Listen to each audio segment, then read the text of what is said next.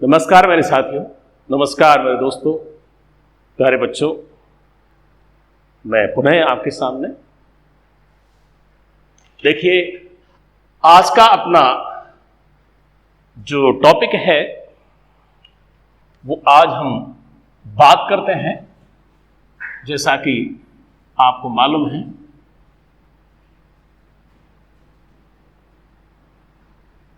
Solution 12th। कल तक या इससे जो बिफोर वीडियोस हैं उसमें हमने कंसंट्रेशन यूनिट्स को समझने की कोशिश की है। हम किसी भी सॉल्यूशन सैंपल की कंसंट्रेट कैसे कैलकुलेट कर सकते हैं, किस प्रकार की यूनिट के साथ कैलकुलेट करते हैं। अब आगे हम थोड़ा किसी विलयन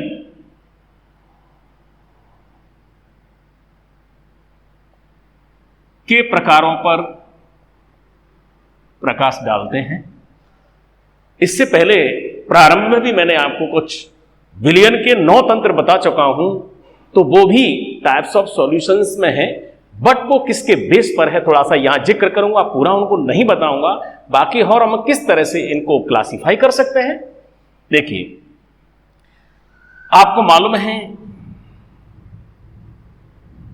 कोई अपने पास सॉल्यूशन है,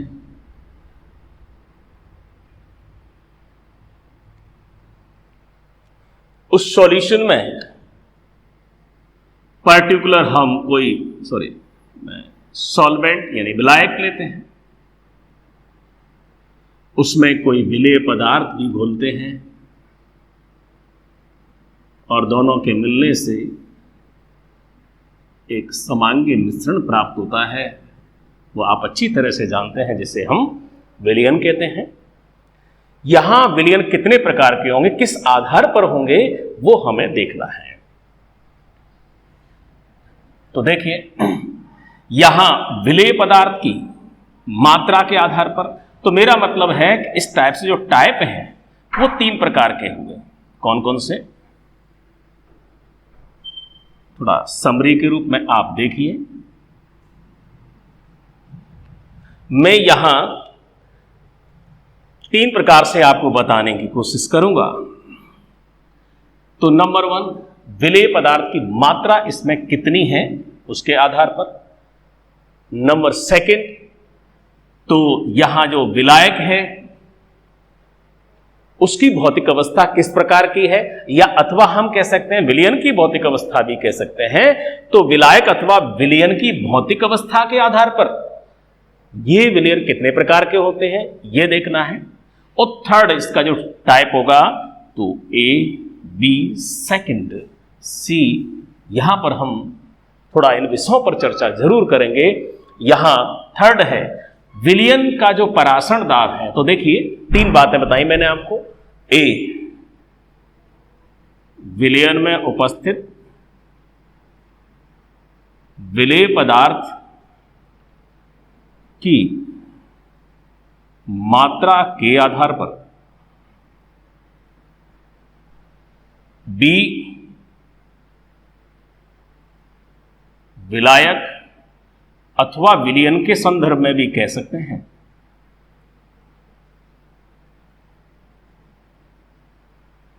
भौतिक अवस्था के आधार पर।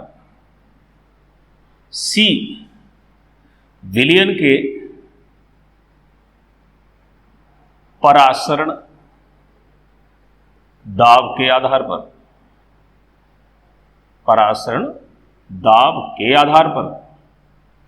तो इस तरह से हमारे जो पॉइंट ऑफ बेस्ड है, so based on these points we can classify all the solutions in how many categories. So we will be discuss one by one. So please attention here. So first मैं इसके बारे में जिक्र करता हूं।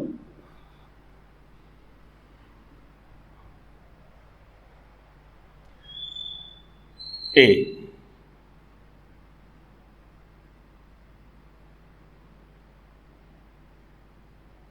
विलेय पदार्थ की मात्रा के आधार पर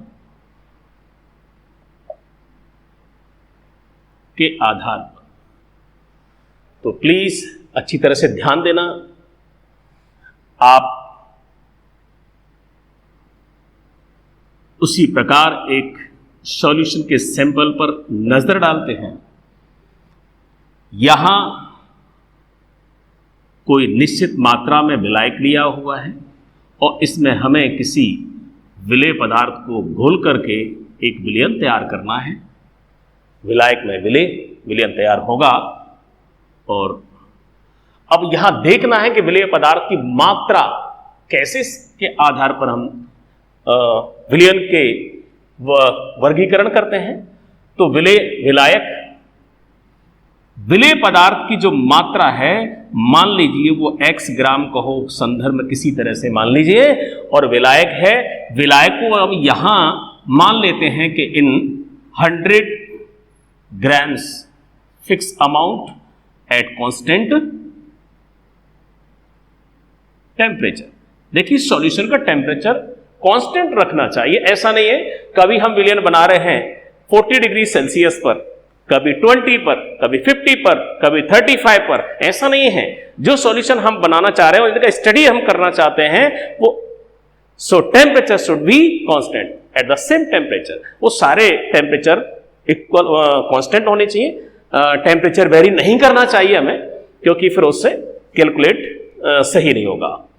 तो जहां विलेय पदार्थ की मात्रा की बात है, अब मैं एक थोड़ा सा उदाहरण देता हूं, आप समझने की कोशिश करें कि 100 ग्राम जो विलायक है उसमें x ग्राम की मात्रा है। मान लीजिए मैं कह दूं कि जैसे इसमें 5 ग्राम मात्रा है और ये 5 ग्राम मात्रा है, इस विलायक में 100 ग्राम के भाग में पूरी तरह से घुल जाती है, अच्छी तरह से विलय हो रही है। और ये वो अधिकतम मात्रा है जो इसमें घुल सकती है, अर्थात 5 ग्राम विलेय पदार्थ हमने इसमें डिसॉल्व किया हुआ है, वो पूरी तरह से इसमें घुला हुआ है। ये अधिक से अधिकतम मात्रा है। इससे अगर हम और अधिक मात्रा इसमें डालने की कोशिश करें और हम विलयन बनाने की कोशिश करें तो हो सकता है कि शायद विलयन ना बने। तो एक हमारी पीक आ गई कि मैक्सिमम अमाउंट है। देखिए एक सिंपल सी बात है। तो देखिए पहले मैं थोड़ा सा 3 टाइप में कर देता हूं कि 5 ग्राम इसकी अधिकतम मात्रा है। 5 से कम हो या 5 से ज्यादा हो तो क्या फर्क पड़ता है। तो जितनी मात्रा हम इसमें डाल रहे हैं, घुल रहे हैं, वो पूरी तरह से डिसॉल्व होती है, तब उस विलयन को हम कहते हैं। तो बेस्ड ऑन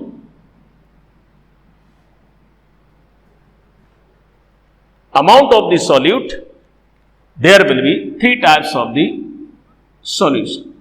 जो फर्स्ट कंडीशन है वो हमारा कहलाता है संतृप्त विलयन। बस याद रखना। तो 5 ग्राम मात्रा है वो अधिकतम मात्रा है, ठीक है, और अधिकतम मात्रा है वो घुल सकती है, ठीक है। दूसरा इसका हम टाइप ले सकते हैं, वो है असंतृप्त विलयन, और तीसरा है अति संतृप्त विलयन। अगर आपको याद हो तो इनके बारे में मैं जिक्र 11th क्लास में भी करता हूं, अच्छी तरह से करते हैं। यहां संतृप्त विलयन का अर्थ यह है, इसको एक बार वापस से समझिए कि किसी स्थिर तापमान पर, निश्चित तापमान पर किसी विलायक के 100 ग्राम आयतन में उपस्थित विलेय पदार्थ की आवश्यक वह अधिकतम मात्रा जो उसमें पूर्ण रूप से घुलने में सक्षम होती है। तो इस प्रकार प्राप्त होने वाले विलयन को हम संतृप्त विलयन कहते हैं, ठीक है। यहां हम कभी जो 11th में है केएसपी की बात करते हैं। सपोज ये कोई विलेय पदार्थ है, इलेक्ट्रोलाइट है, मान लीजिए कोई एवी पदार्थ कह सकते हैं, और वो इलेक्ट्रोलाइट है, आयनिक कंपाउंड किसी भी टाइप का हो, तो उसके लिए संतृप्त विलयन जब होता है तो एक KSP विलेयता गुणनफल की बात करते हैं। यहां हम ज्यादा जिक्र नहीं करेंगे, बट थोड़ा याद है, संतृप्त विलयन का मतलब होता है एक KSP होता है जिसको हम सॉल्युबिलिटी प्रोडक्ट कहते हैं, और एक होता है आयनिक गुणनफल। तो आप तो ये याद रखो, आयनिक गुणनफल के रेस्पेक्ट में याद करो, तो जब विलेयता गुणनफल और KSP वो आयनिक गुणनफल बराबर होते हैं तो हम यूं कह सकते हैं तो वो संतृप्त विलयन है, या कह सकते हैं कि संतृप्त विलयन तब होता है जब उस विलयन में लवण का या विद्युत अपघट्य पदार्थ का विलेयता गुणनफल और आयनिक गुणनफल दोनों इक्वल होते हैं, बराबर होते हैं। अब ध्यान दीजिए, एक कंडीशन हो सकती है, हम इसमें 5 ग्राम विलेय पदार्थ घोल सकते हैं, लेकिन हमारे पास 5 ग्राम या तो है नहीं, या हम यूं कहें कि जानबूझ करके हम 5 ग्राम नहीं घोल रहे हैं, उसमें थोड़ी सी कंजूसी कर देते हैं और मान लीजिए कि उसमें से हमने 4.9 ग्राम घोल दिया है। 0.1 की वैल्यू भी काफी होती है इन द केमिकल जो कैलकुलेशन है, ऐसा मत सोच लेना।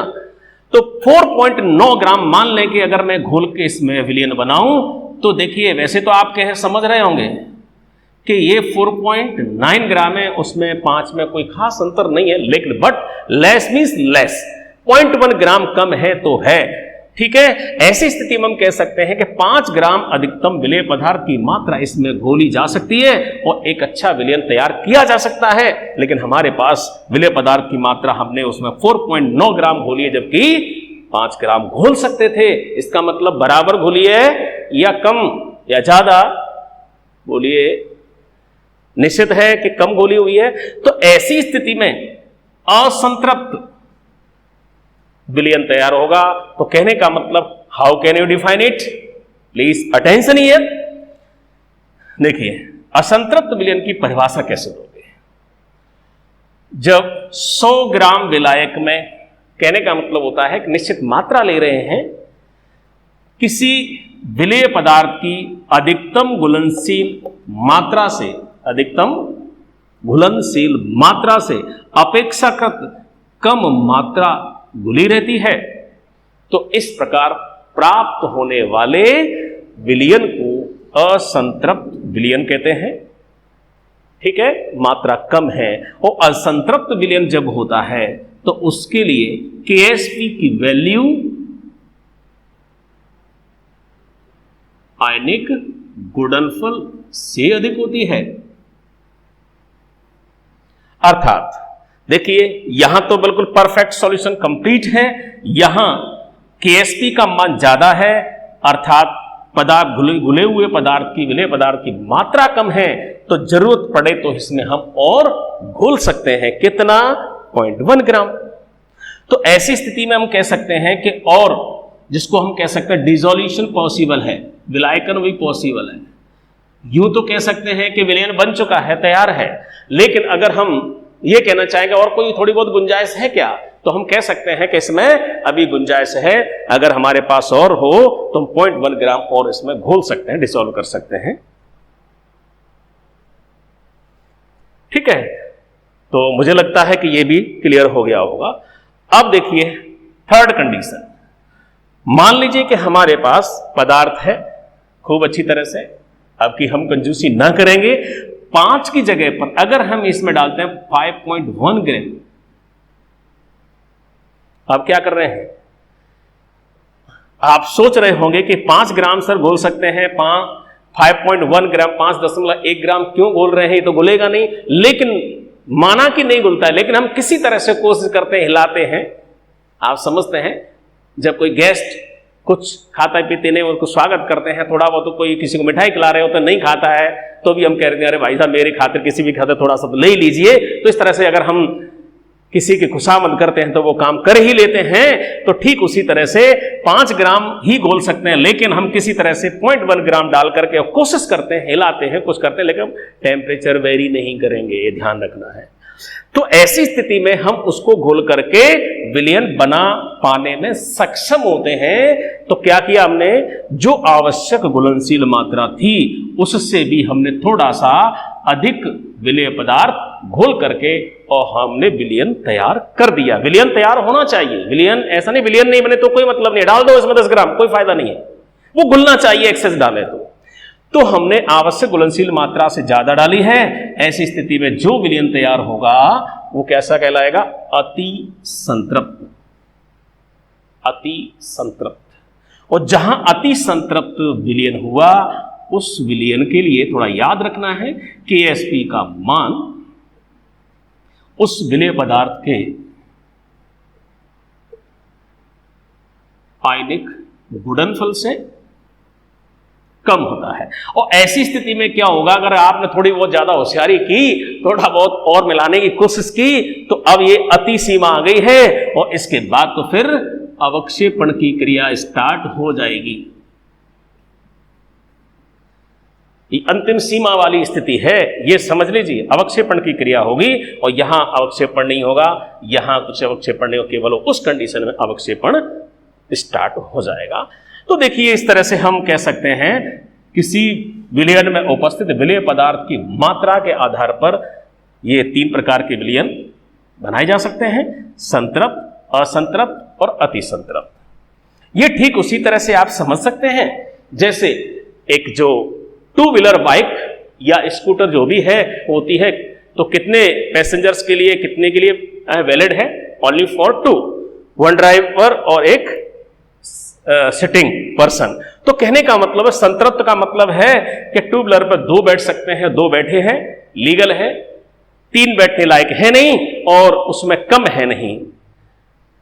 अगर मान लीजिए बाइक पर 1 बैठा हुआ है और कहीं जा रहे हैं, आपका अपना 2 दोस्त आ रहा है और अकेला चला के आ रहा है, तो कह रहे हैं यार जगह खाली है, मुझे बिठा ले, इसका मतलब उसमें गुंजाइश है, तो कमी है, समझ लीजिए असंतृप्त।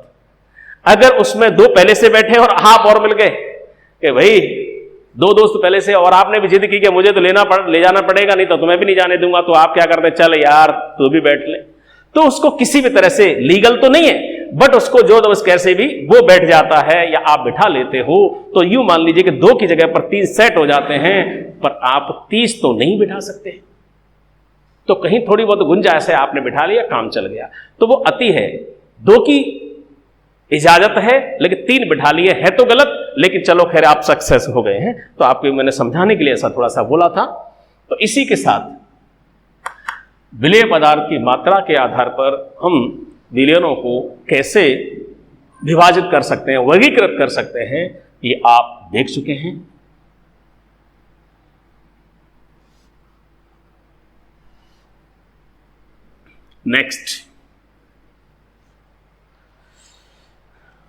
नेक्स्ट आधार हम देखते हैं और वो है,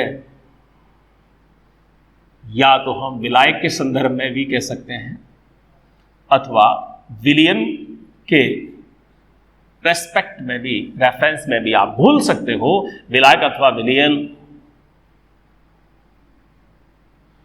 की भौतिक अवस्था के आधार पर हम विलयनों को कितने भागों में विभाजित कर सकते हैं।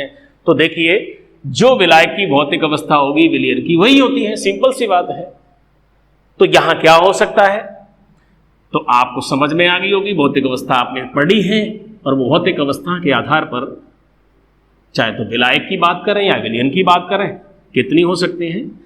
एक तो गैस, तो गैस अगर अवस्था होती है तो गैसीय विलयन,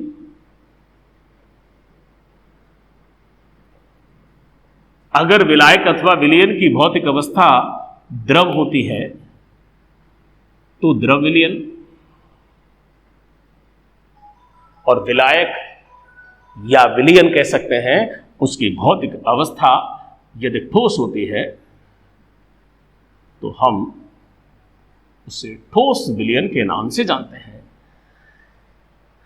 यहां गैसीय विलयन में आप समझ सकते हैं, सॉरी ये गैस अवस्था है विलयन की, यहां विलायक है वो द्रव अवस्था में है, और यहां जो विलायक है वो ठोस अवस्था में है। टुकड़े बुरादा कैसे भी हो सकता है लेकिन ठोस अवस्था में है। तो देखिए इसमें क्या बोल सकते हैं, या तो गैस भी बोल सकते हैं, द्रव भी बोल सकते हैं, और गैस, लिक्विड और सॉलिड, ठीक उसी तरह से आप इसमें इसी आधार पर मैंने आपको पीछे जिक्र किया हुआ है gas, liquid, solid, gas, liquid and solid.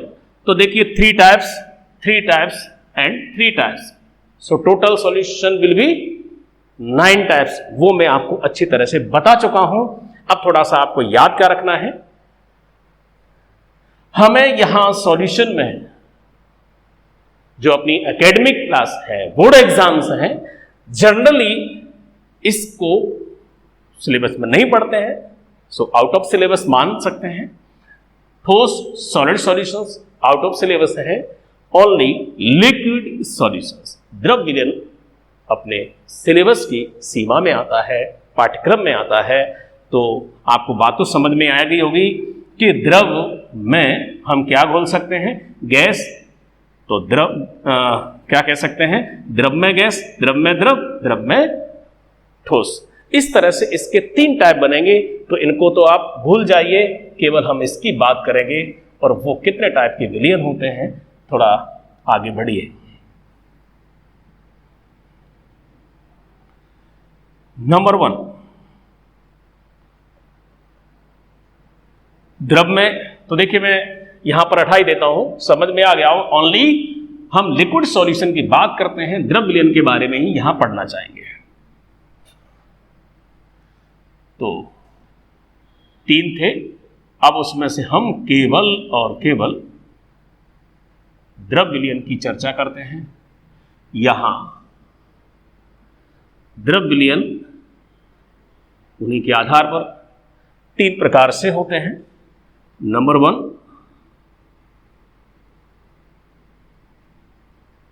द्रव में गैस का विलयन कहें, विलयन की बात कर रहे हैं इसलिए। दूसरा हमारा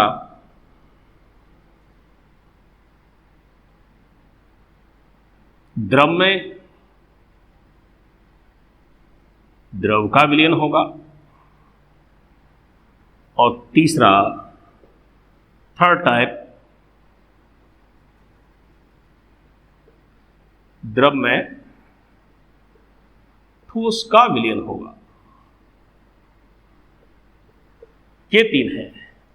अब यहां पर भी ध्यान देना, अगर यूं विस्तार से पढ़ते जाएंगे, थोड़ा सा क्लासिफिकेशन पर मैं आपका फोकस कर रहा हूं, बट आपको अपने सिलेबस डिटेल में नहीं पढ़ना है। यहां देखिए, द्रव में गैस का विलयन हमारे सिलेबस की सीमा में है। द्रव में द्रव का विलयन परिचय मात्र ही मान लें, वैसे हमारे सिलेबस की सीमा में नहीं है। और द्रव में ठोस पदार्थ का विलयन बनाते हैं, वो भी हमारे सिलेबस की सीमा में आता है। तो इसी के साथ हम चाहेंगे कि इस पर तो जिक्र ही नहीं कर, वैसे ही मैं सुना देता हूं। द्रव में द्रव, इसके बेस पर हम द्रव में द्रव को भी 3 टाइप्स में क्लासिफाई करते हैं। कैसे? मिसिबल, इमिसिबल और पार्शियल मिसिबल। इसको कह सकते हैं पूरी तरह से मिश्रित होने वाले, आंशिक रूप से मिश्रित होने वाले और अमिश्रित होने वाले, जो मिलते ही नहीं। जैसे पानी में आप एल्कोहल को घोलते हैं, एल्कोहल को डालते हो, पानी और एल्कोहल दोनों पूरी तरह से विलय हो जाते हैं, मिश्रित हो जाते हैं, दोनों ही द्रव हैं। इसलिए इस तरह का एग्जाम्पल है ये XYZ इन कॉम्पिटिटिव या कहीं ऐसे इधर उधर फॉर नॉलेज मैंने बोला है। हाँ, जल में यदि आप ईथर को कभी मिला करके देखना, मैं ये तो नहीं कह सकता कि शायद आपने मिला के देखा होगा, बट जैसा कि हमने किए हैं तो मैं बता सकता हूं, आप देखना, कभी मौका मिलेगा आपको। तो जब आप ईथर को पानी में मिलाएंगे तो वो तेल की तरह लगेगा, अंदर भी होंगे, गोले गोले से बन जाएंगे, लेकिन क्या न तो पूरी तरह से घुलता है और न ही वो अविलय होता है, बल्कि आंशिक रूप से कुछ मात्रा उसमें घुलनशील हो जाती है और अधिकांशतः मात्रा घुलनशील नहीं होती है, उसको बोलते हैं आंशिक विलय। अगर आप पानी में जैसे आपने तेल को डालते देखा है, वैसे ही बेंजीन जो होती है, लेबोरेटरी में जब अवेलेबल हो, कभी मौका मिलेगा तो आप देखना, आप तेली जैसी होती है। जब पानी में बेंजीन मिलाएंगे तो बेंजीन और पानी दोनों की परत तेल के जैसी अलग अलग हो जाती हैं, अर्थात दोनों आपस में कभी मिक्स नहीं होते। इस तरह से वो अमिश्रित द्रव में द्रव का विलयन कहलाता है। तो इस तरह से जो हमारे सिलेबस की सीमा में आ रही हैं वो है केवल फर्स्ट और थर्ड। तो अब मैं चाहूंगा कि द्रव में गैस का विलयन है, विस्तार से तो हम आगे पढ़ेंगे। हम केवल विलयन के प्रकारों की बात कर रहे हैं जहां द्रव विलायक हो और इसमें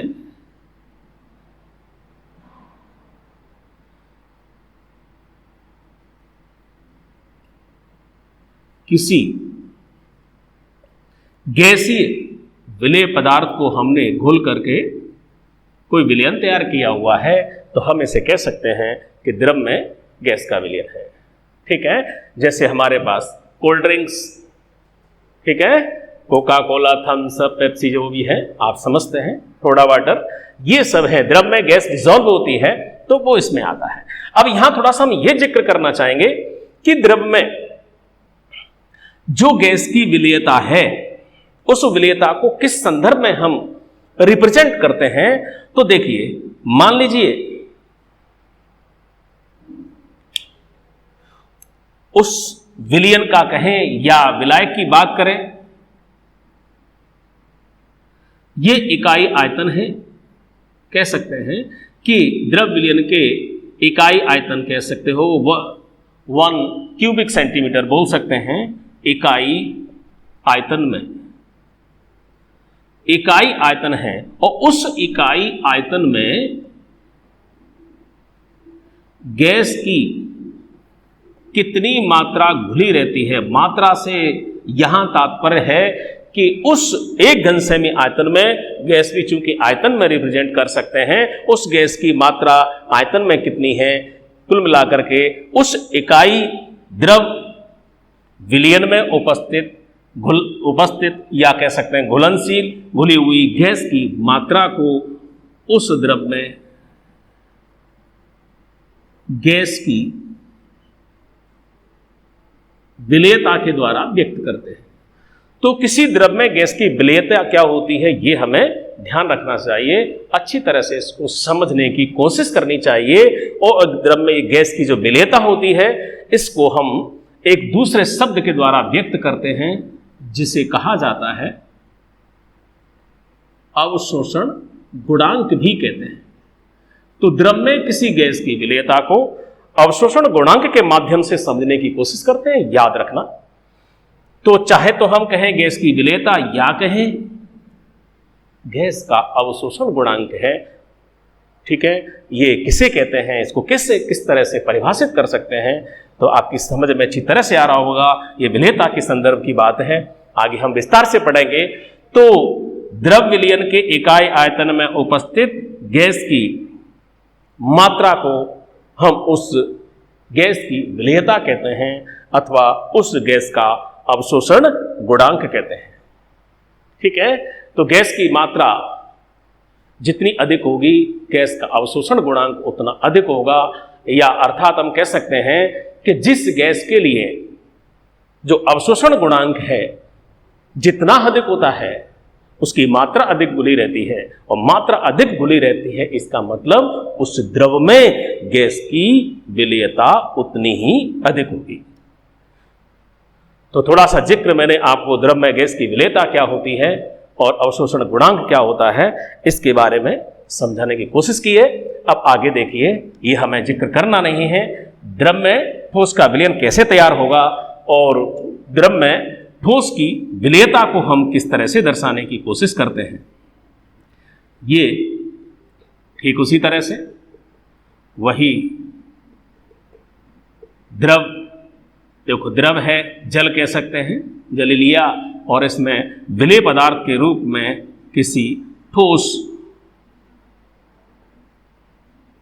पदार्थ को घोलते हैं। तो अब इस ठोस पदार्थ को घोलते हैं तो इसकी विलेयता हम कैसे ज्ञात करते हैं वो जरा देखने की कोशिश करना। ठीक है, देखिए जहां इसको दो तरह से व्यक्त करते हैं। मात्रक आप याद रख लोगे तो मुझे लगता है कि आपकी समझ में अच्छी तरह से आ जाएगा। देखिए नंबर ऑफ ग्राम्स किसके, यूं कह सकता हूं, चलो इसे समझ जाते हैं इतना। तो number of grams of the solid present in the number of grams of solvent, अर्थात विलायक कह सकते हैं। अब कितने में, हाँ वो थोड़ा याद रखना है, in how many grams, so 100 grams of the solvent, अर्थात 100 ग्राम विलायक, 100 ग्राम विलायक जल है, यहां जल की बात कर सकते हैं कि 100 ग्राम जल में उस ठोस पदार्थ की कितनी ग्राम मात्रा घुली रहती है, उससे हम द्रव में ठोस की विलेयता कहते हैं। तो द्रव में किसी ठोस पदार्थ को घोलते हैं, जैसे शक्कर को पानी में घोल करके मीठा पानी बनाना, नमक को पानी में घोल करके नमकीन पानी बना लेना, और इस तरह से आप समझते हैं वो सब द्रव में ठोस का विलयन है। तो अगर हम द्रव में ठोस की विलेयता की बात करेंगे तो क्या होगा, 100 ग्राम विलायक में उपस्थित या विलेय या घुलनशील ठोस पदार्थ की ग्राम मात्रा को उस द्रव में ठोस की विलेयता कहते हैं। अथवा दूसरा तरीका,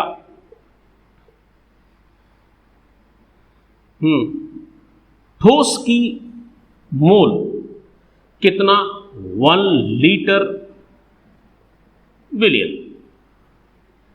जहां मोल संख्या की बात करते हैं तो इसी के आधार पर दूसरी परिभाषा क्या समझ में आ रही है, 100 ग्राम, पहली देखो 100 ग्राम विलायक में उपस्थित ठोस विलेय पदार्थ की ग्राम मात्रा को हम द्रव में ठोस की विलेयता कहते हैं। अथवा 1 लीटर विलयन में, 1 लीटर विलयन में उपस्थित विलेय पदार्थ की मोल संख्या को द्रव में ठोस की विलेयता कहते हैं। तो इस तरह से हम किसी द्रव पदार्थ में, द्रव विलायक में बने हुए द्रव विलयन में, चाहे वो गैस की विलेयता हो, कैसे व्यक्त करते हैं, द्रव विलयन में ठोस की विलेयता होती है, उसे किस प्रकार से व्यक्त करते हैं, ये मैंने समझाने की कोशिश की है।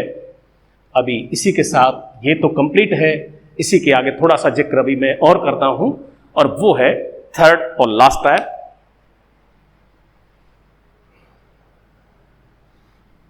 ये बेसिक टॉपिक लिया है मैंने आपके सामने।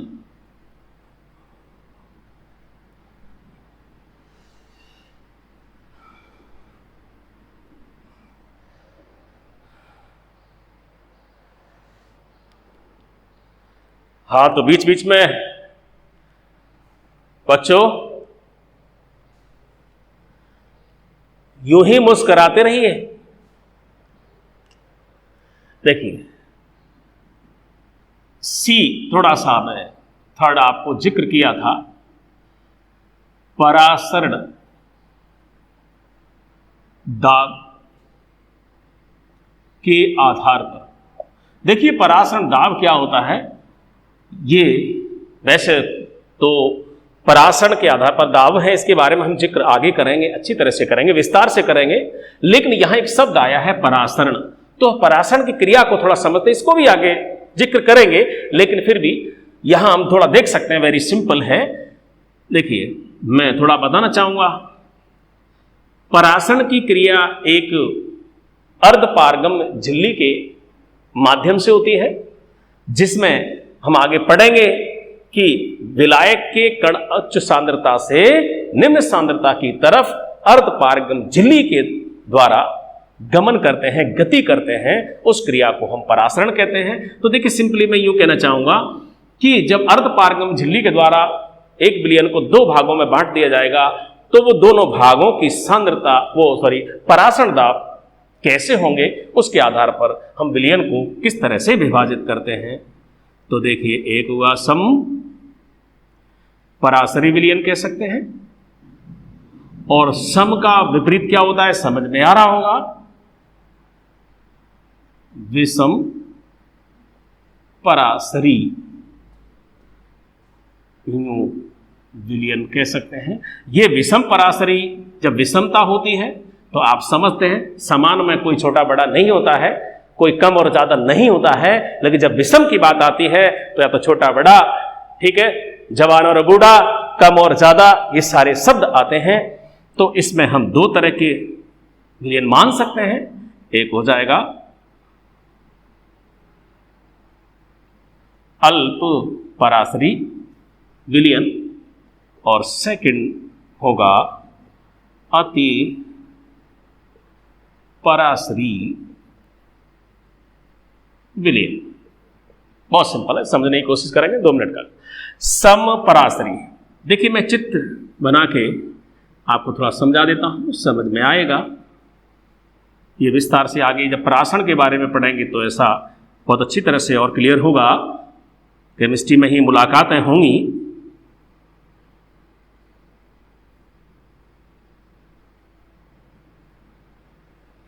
इस तरह का ऑस्मोसिस की क्रिया, परासरण की क्रिया को दर्शाने के लिए हम इस तरह के उपकरण का प्रयोग करते हैं और बीच में, ठीक है, इसमें अर्धपारगम्य माध्यम लगा दिया जाए और दोनों तरफ हम कह सकते हैं, मान लीजिए विलयन भरा हुआ है और ये इस तरह से, तो एक फर्स्ट पार्ट हो गया और एक सेकंड भाग है। दोनों में जो विलयन है इसको हम विलयन फर्स्ट कहें और इसको विलयन सेकंड कह देते हैं। इसको SPM, ठीक है, ठीक है, कोई नाम मत समझ लेना। यह है सेमी परमिएबल मेम्ब्रेन, अर्धपारगम्य झिल्ली, चर्मपत्र कह सकते हैं, ये सब है। तो यूरिन ब्लैडर भी इसी के रूप में काम में लेते हैं। तो यहां क्या था, माना कि विलयन प्रथम का जो परासरण दाब है इसको पाई से व्यक्त करते हैं। मान लीजिए इसका पाई 1 है और दूसरे विलयन का परासरण दाब है वो पाई 2 है। तो हम कह सकते हैं कि जब अर्धपारगम्य झिल्ली के द्वारा पृथक दोनों विलयन के परासरण दाब, दोनों विलयन के परासरण दाब परस्पर एक दूसरे के समान होते हैं, तो इस प्रकार के विलयनों को हम समपरासरी विलयन कहते हैं। अब इधर आइए, इसको भी इसी तरह से आप समझने की कोशिश करेंगे। वही चित्र है, उसी तरह से आप कल्पना कर सकते हैं, वही अर्धपारगम्य माध्यम है और आप समझ रहे हैं कि उसी तरह से है, चित्र तो वही है। बस फर्क सिर्फ कितना है कि यहां पर जो 2 सॉल्यूशन है, अर्धपारगम्य माध्यम के द्वारा पृथक दोनों विलयन फर्स्ट और विलयन सेकंड, इसका परासरण दाब पाई 1 है, इसका परासरण दाब पाई 2 है। और हम कहना चाहते हैं कि यहां दोनों का परासरण दाब, so pi 1 and pi 2 not equal to each other. अर्धपारगम झिल्ली के द्वारा पृथक किए गए दोनों विलयनों के परासरण दाब बराबर तो नहीं है, बराबर नहीं है, इसलिए विषम परासरी विलयन होंगे। अब इसमें यह देखना है क्या हो सकता है, पॉसिबिलिटी क्या होगी, या तो पाई 1 का मान पाई 2 से ज्यादा हो सकता है या पाई 2 का मान पाई 1 से ज्यादा हो सकता है। सपोज मान लीजिए पाई 1 इज लेस देन पाई 2, तो प्रथम विलयन का परासरण दाब कम है और द्वितीय सेकंड विलयन है उसका परासरण दाब अधिक है। तो जिसका कम होगा वो कैसा होगा, कम वाला अल्प परासरी, अधिक वाला अति परासरी। तो क्या समझ में आया इससे, ये पाई 1 अर्थात ये जो विलयन होगा इसमें जो भरा है जिसका पाई 1 की वैल्यू कम है, ये विलयन कैसा हुआ, अल्प परासरी। और इस विलयन का परासरण दाब पाई 2 है जो कि अधिक है, तो ये विलयन कैसा हुआ, अति परासरी विलयन। तो इसी के साथ मैंने आज आपको विलयनों के टाइप्स पर बताने की कोशिश की है और ये बात आप तक अच्छी तरह से पहुंच रही है। तो इसी के साथ ओके, थैंक्स।